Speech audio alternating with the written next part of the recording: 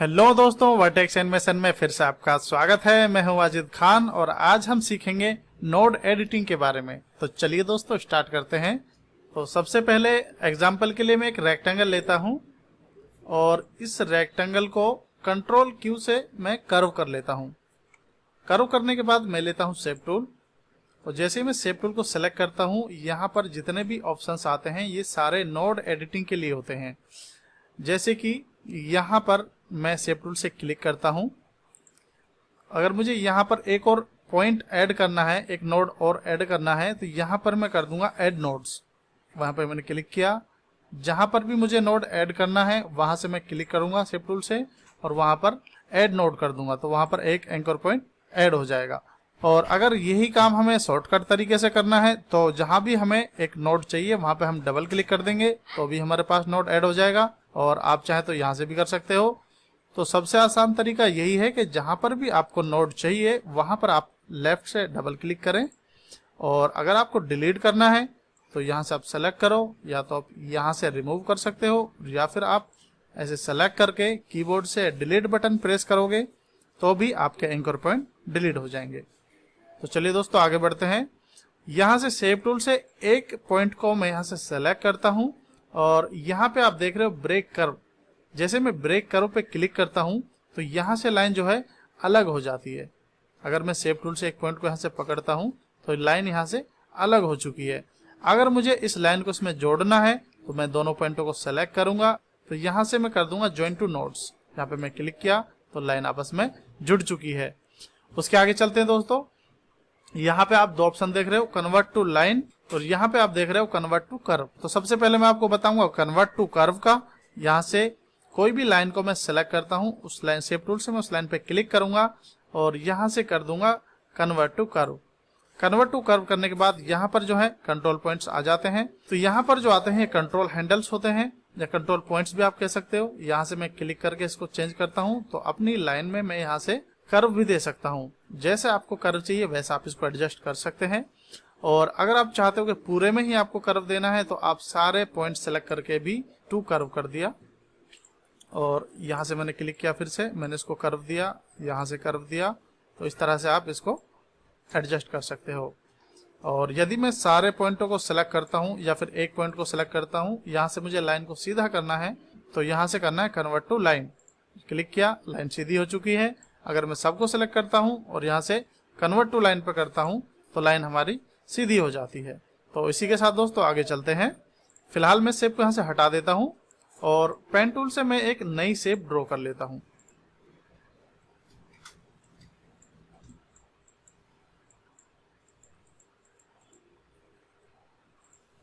तो ऐसे ही मैंने एक शेप बनाई है यहाँ से, और यहाँ से मैं शेप टूल को लेता हूँ और किसी भी एक एंकर पॉइंट को मैं यहाँ से सेलेक्ट करता हूँ। किसी भी एक, या फिर नोड भी आप कह सकते हो, एंकर पॉइंट भी आप कह सकते हो। मैंने यहाँ से एक नोड को सेलेक्ट किया है और कंट्रोल पॉइंट की मदद से मैं इसको एडजस्ट करता हूँ। तो यहाँ पर क्या हो रहा है कि यहाँ से भी इसमें चेंजेस हो रहा है। मैं इस साइड का करना चाह रहा हूँ लेकिन ये पीछे की तरफ से भी चेंजेस आ रहे हैं इसमें।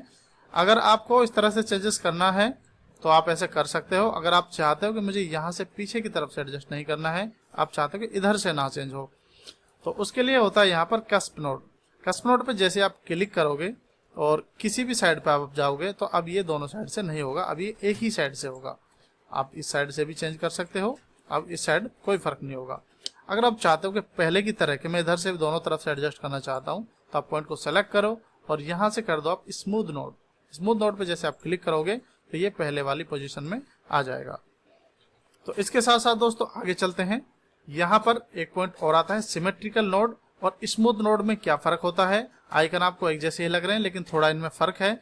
जैसे स्मूथ नोड पे अभी मैंने यहाँ पे किया हुआ है, तो अगर मैं यहाँ से इसको कर्व देता हूँ तो ये दोनों तरफ कर्व कर रहा है। अगर मैं इस लाइन को छोटा करता हूँ तो ये सिर्फ एक साइड से छोटा कर रहा है, दूसरी साइड पे छोटा बड़ा नहीं कर रहा है, लेकिन एडजस्ट वो दोनों तरफ से कर रहा है। लेकिन अगर मैं यहाँ से लेता हूँ सिमेट्रिकल नोड्स को तो क्या होता है कि ये दोनों तरफ से छोटा बड़ा भी करेगा और दोनों तरफ से कर्व भी एडजस्ट करेगा। जैसे मैं इसे छोटा करता हूँ तो ये दोनों तरफ से छोटा भी होता है। तो सिमेट्रिकल में और स्मूथ नोड में यही फर्क है। तो उसके बाद आता है हमारे पास रिवर्स डायरेक्शन। रिवर्स डायरेक्शन का यूज क्या होता है इसका मैं भी आपको बता देता हूँ। यहाँ से एक पॉइंट को मैं सेलेक्ट करता हूँ और यहाँ से लाइन को मैं ब्रेक कर देता हूँ। ब्रेक करने के बाद मैं लाइन को यहाँ से अलग अलग कर देता हूँ थोड़ा सा, और लाइन को मैं यहाँ से सीधा कर देता हूँ और इसको भी यहाँ से सीधा कर देता हूँ। ये ऑलरेडी सीधी है और थोड़ा सा मैं इसका कर्व चेंज कर देता हूँ। तो इसमें आप एरो देख रहे हो कि यहाँ से जो पॉइंट आ रहा है कि ये इस साइड से लाइन स्टार्ट हुई है और यहाँ पर खत्म हुई है, ये इस साइड से और आगे की तरफ बढ़ रही है। इसका मतलब ये होता है कि अगर लाइन ये हमारा पॉइंट इस साइड से है, ये नोक इसकी अंदर की तरफ है, तो इसका मतलब ये होता है कि अगर मैंने इस पॉइंट को सेलेक्ट किया है तो ये इस लाइन से पहले लाइन को सीधा करेगा। जैसे कि मैंने इसको क्लिक किया, लाइन को इसने सीधा किया, इस साइड में थोड़ा अंतर हुआ क्योंकि यहाँ पर स्मूथ नोड पे भी हमारा क्लिक है। अगर हमारा कस्प नोड पे क्लिक होता तो ये बिल्कुल उस साइड में कुछ भी नहीं करेगा। जैसे कि मैं कंट्रोल जेड करता हूँ, फिर से मैंने इसको क्लिक किया और यहाँ से मैं कस्प नोड कर देता हूँ और इस पॉइंट को मैंने फिर से सेलेक्ट किया। तो और यहाँ से मैं करता हूँ कन्वर्ट टू लाइन। जैसे मैं यहाँ पे क्लिक करता हूँ तो लाइन अब इस साइड में बिल्कुल भी 1% भी उसने असर नहीं किया है। तो इसके साथ रिवर्स डायरेक्शन का क्या यूज है वो मैं आपको बता रहा हूँ। फिर से मैं कंट्रोल जेड करता हूँ, मैंने इस पॉइंट को फिर से सेलेक्ट किया है और यदि आप रिवर्स डायरेक्शन करते हो, अभी इसकी नोक आप देख रहे हो अंदर की तरफ है, जैसे मैं रिवर्स डायरेक्शन करता हूँ इसकी रिवर्स डायरेक्शन जो है उल्टी हो जाती है। तो अब ये लाइन ऐसा लग रहा है कि इधर से स्टार्ट हुआ है और यहाँ पे खत्म हुआ है। तो अब मैं यहाँ पर क्लिक करता हूँ स्ट्रेट लाइन पे, तो लाइन हमारी यहाँ से इस पॉइंट के इधर इधर सीधी होगी, क्योंकि अब ये लाइन की स्टार्टिंग इधर से दिखा रहा है। क्योंकि लाइन जिधर से स्टार्ट होगी हमारी, उस पॉइंट से पहले की लाइन को वो स्ट्रेट करेगा, उससे बाद की नहीं करेगा। तो अगर आप यहाँ से हिसाब लगाते हो कि यहाँ से ये इधर का नहीं करेगा, आपको इस पॉइंट को सिलेक्ट करना होगा, तब ये इससे पहले की लाइन को सीधा करेगा इधर से। तो ये होता है रिवर्स डायरेक्शन का यूज। इसी के साथ आगे चलते हैं दोस्तों। यहाँ से मैंने एक लाइन को सेलेक्ट किया, एक पॉइंट को सेलेक्ट किया, यहाँ से मैं कर देता हूँ फिर से ब्रेक कर्व, और जैसे ही ब्रेक कर्व पे मैं क्लिक करता हूँ यहाँ पर ये पॉइंट जो है हाईलाइट हो जाता है। ये होता है आपका एक्सट्रैक्ट सबपाथ। एक्सट्रैक्ट सबपाथ क्या करता है कि आपने यहाँ से लाइन को अलग कर दिया, लेकिन आप पिक टूल लेते हो तो ये लाइन अभी भी उसके साथ जुड़ी हुई है, अभी भी वो अलग नहीं हुई है। लेकिन आपने फिर से शेप टूल लिया और यहाँ से आप किसी भी एक लाइन के पॉइंट को सेलेक्ट करो और यहाँ से कर दो एक्सट्रैक्ट सबपाथ। तो ये लाइन जहाँ से आपकी अलग हुई है वो लाइन आपकी बिल्कुल अलग हो जाएगी। तो ये होता है एक्सट्रैक्ट सबपाथ का यूज। और यदि आपको सारे पॉइंटों को एक साथ ही अलग करना है, जैसे कि मैंने इसको क्लिक किया, यहाँ से मैंने ब्रेक कर्व कर दिया, अगर मैं यहाँ से कर दूं ब्रेक अपार्ट, यहाँ से मैंने क्लिक किया, बाहर क्लिक किया, अब ये सारे पॉइंट्स अलग अलग हैं। तो फिलहाल इस शेप को मैं यहाँ से डिलीट कर देता हूँ। मैं एक रेक्टेंगल लेता हूँ, फिर से एक रेक्टेंगल मैंने लिया और कंट्रोल क्यू से मैंने इसको कर्व कर दिया और शेप टूल लिया मैंने। यहाँ से इस पॉइंट को भी मैंने सेलेक्ट किया, यहाँ से इस पॉइंट को और इस पॉइंट को मैंने सेलेक्ट किया है और यहाँ से मैं कर देता हूँ इसको ब्रेक। ब्रेक करने के बाद इस पॉइंट को मैं थोड़ा सा छोटा कर लेता हूँ और इस पॉइंट को भी मैं यहाँ से थोड़ा सा छोटा कर देता हूँ और मैं फिर से शेप टूल लेता हूँ। यहाँ पे आप देख रहे हो क्लोज कर्व। क्लोज कर्व का यूज ये होता है कि आपने यहाँ पे क्लिक किया तो क्लोज कर्व करता क्या है कि फर्स्ट और लास्ट वाले को ये आपस में कनेक्ट कर देता है। अब इसको ये फर्स्ट और लास्ट को इसने कनेक्ट किया और यहाँ से फर्स्ट और लास्ट को इसने कनेक्ट किया। अगर यही काम मैं एक्सटेंड कर्व टू क्लोज से करता, जैसे कि मैंने इस पॉइंट को दोनों को सिलेक्ट किया और यहाँ से मैंने कर दिया एक्सटेंड टू कर्व, तो ये आपस में जुड़ चुकी है। और यदि मैं इस पॉइंट के साथ इसको सिलेक्ट करता हूं तो भी ये उसमें साथ उसको ज्वाइन कर देगा। लेकिन अगर आप इस पॉइंट को और इस पॉइंट को सिलेक्ट करते हो और यहाँ से आप करते हो क्लोज कर्व, तो ये नहीं होगा। तो क्लोज कर्व क्या काम करेगा, आपका जो स्टार्टिंग पॉइंट और एंड पॉइंट है उसको ये आपस में कनेक्ट कर देगा, मतलब बंद कर देगा उस शेप को ये। और लेकिन जो अभी मैंने बताया आपको एक्सटेंड कर्व टू क्लोज, ये क्या काम करता है कि जहां भी जिस लाइन के साथ आप इसको कनेक्ट करना चाहो वहीं पर ही ये कनेक्ट होगा। इस तरह से यहां से मैं इस पॉइंट को पकड़ता हूं, लाइन को कनेक्ट कर देता है और यदि मैं यहां से इसको ज्वाइन करता हूं तो ये लाइन को एक्सटेंड नहीं करेगा, उसी को आपस में कनेक्ट करेगा। यहां पर आता है स्ट्रेच स्केल नोड्स। तो यहां से एक पॉइंटों को मैं डिलीट कर देता हूं। तो दो पॉइंट मैंने यहां से सेलेक्ट किए, यहां से क्या होता है स्ट्रेच और स्केल। तो यहां पे मैं क्लिक करता हूं, आप यहां से क्लिक करो तो ये आपके जो एंकर पॉइंट है उनको स्ट्रेच करता है, शिफ्ट दबाओगे तो भी ये स्ट्रेच करता है इस तरह से। और यदि आप आपको पॉइंट को रोटेट करना है, एंकर पॉइंट को, तो मैंने फिर से 2 पॉइंट सेलेक्ट किए या फिर 3 पॉइंट मैंने सेलेक्ट कर लिए। यहाँ से मैं रोटेट वाले ऑप्शन पे क्लिक करता हूँ तो ये क्या काम करता है, आपके एंकर पॉइंट्स को रोटेट करता है शेप को। तो इनकी उतनी ज़्यादा खास ज़रूरत नहीं पड़ती है। फिलहाल मैं कुछ शेप बनाता हूँ।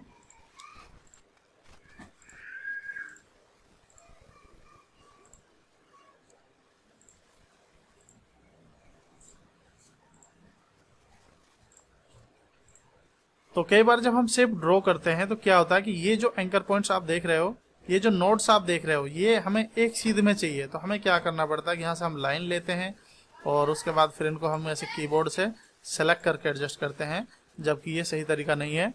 आपको करना क्या है कि आप इन पॉइंट्सों को एक साथ ऐसे सेलेक्ट करें और यहाँ पर आपके पास ऑप्शन आता है अलाइन नोड्स। अलाइन नोड्स को जैसे आप क्लिक करते हो तो यहाँ पर हमारे पास 2 ऑप्शन आते हैं, अलाइन हॉरिजॉन्टल और अलाइन वर्टिकल। जैसे कि अभी हमें वर्टिकल में करना है तो मुझे वर्टिकल पे टिक करना है और यहाँ से मैं कर दूंगा ओके। तो अब वर्टिकल की जो अलाइन है वो सीधा हो चुका है नोट्स में। अगर मुझे हॉरिजॉन्टल में करना है तो हॉरिजॉन्टल को मैं सेलेक्ट करूंगा और फिर से मैं अलाइन नोट्स पे जाऊंगा, क्लिक किया मैंने और यहाँ से मुझे हॉरिजॉन्टल करना है और वर्टिकल को हटा देना है। फिर से मैंने ओके किया तो अब इसने हॉरिजॉन्टल में लाइन को अलाइन कर दिया। तो फिर से मैं इनको हॉरिजॉन्टल को फिर से ले लेता हूँ। फिर से मैंने क्लिक किया, हॉरिजॉन्टल पे क्लिक है और यहाँ से मैंने ओके कर दिया तो आपस में लाइन सीधी हो चुकी है। फिर से मैंने क्लिक किया और हॉरिजॉन्टल पे फिर से क्लिक किया, हॉरिजॉन्टल वाली लाइन मेरी फिक्स हो चुकी है। अब मैं वर्टिकल पे जाता हूँ, फिर से यहाँ से मैंने वर्टिकल पे क्लिक किया और यहाँ से हॉरिजॉन्टल को हटा दिया है, ओके कर दिया, लाइन सीधी हो चुकी है। और फिर से इन 4 पॉइंटों को भी मैं ठीक कर लेता हूँ, क्लिक किया और यहाँ से वर्टिकल ठीक है, ओके। आप देख सकते हो आप काफ़ी आसानी से और काफ़ी फिक्स तरीके से मैंने इसको एडजस्ट कर दिया। ये बहुत काम का टूल है, आप इसका यूज जरूर करें।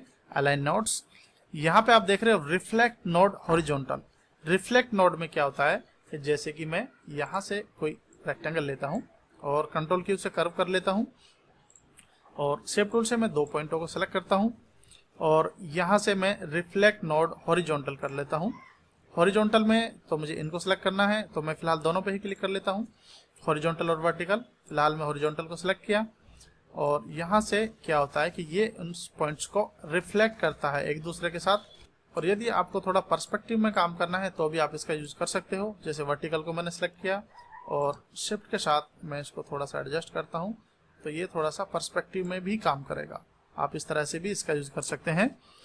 और उसके साथ दोस्तों कंट्रोल जेड करता हूँ मैं फिर से, तो यहाँ पर आपका एक ऑप्शन और आता है इलास्टिक मोड। इलास्टिक मोड में क्या होता है कि जैसे कि मैंने 2 पॉइंटों को सेलेक्ट किया है और किसी भी एक एंकर पॉइंट को पकड़ के मैं आगे की तरफ जाता हूँ, और सॉरी मैंने अभी क्लिक नहीं किया है तो इन दोनों को मैं भी अनचेक करता हूँ और यहाँ से मैं इलास्टिक मोड को क्लिक करता हूँ और इसको मैंने सेलेक्ट किया है। किसी भी एक पॉइंट को पकड़ के मैं आगे की तरफ चलता हूँ तो इसमें क्या होता है, एक पॉइंट को बड़ा करेगा और एक तरफ को थोड़ा छोटा करके चलेगा, जैसे यहाँ पर आइकन दिखा रखा है।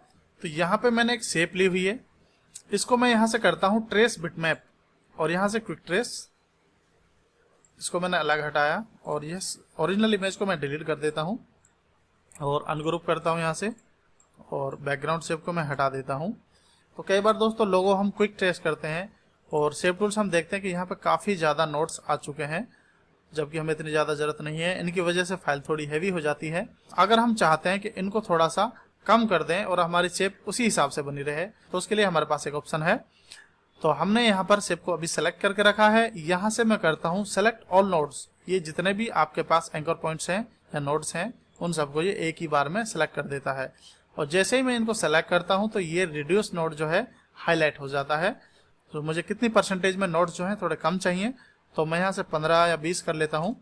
20 मैंने किया तो आप देख रहे हो कि शेप मेरी काफ़ी अच्छी तरीके से बन चुकी है और मेरे पास नोड्स जो हैं काफ़ी कम हो चुके हैं।